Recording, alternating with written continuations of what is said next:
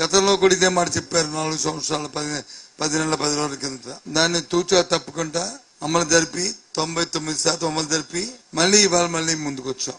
ఏవైతే పేదవాడి తాలూకా మధ్యతరగతి యొక్క వాళ్ళ జీవన ప్రమాణాలు పెరగడానికి ఏ అవసరమో ఆ కార్యక్రమాన్ని ఇందులో పొందుపరచడం జరిగింది.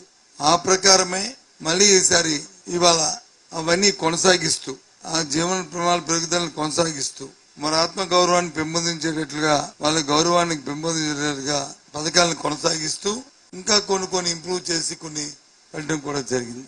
ఇంతకుముందు చంద్రబాబు నాయుడు లాగా చెప్పింది ఒకటి చేసింది ఒకటి కాకుండా మాయా మోసం దగా లేకుండా నిక్కచ్చిగా ఖచ్చితంగా ఏదైతే చేస్తామని చెప్పారో ఈ మేనిఫెస్టోలో అవే కార్యక్రమాలను ప్రత్యేకమైన దృష్టిని పెట్టి డైరెక్ట్ బెనిఫిట్స్ ద్వారా మధ్యవర్తులు దళారులు ఎవరు లేకుండా 2,70,000 కోట్ల రూపాయలని 2,70,000 కోట్ల రూపాయలని ఇవాళ డైరెక్ట్ బెనిఫిట్ ద్వారా ఈ రాష్ట్రంలో ఉన్న పేద ప్రధానికానికి అర్హులైన ప్రతి ఒక్కరికి కూడా అందించడం జరిగింది. ఇది వాస్తవం, ఇది నిజం కూడా.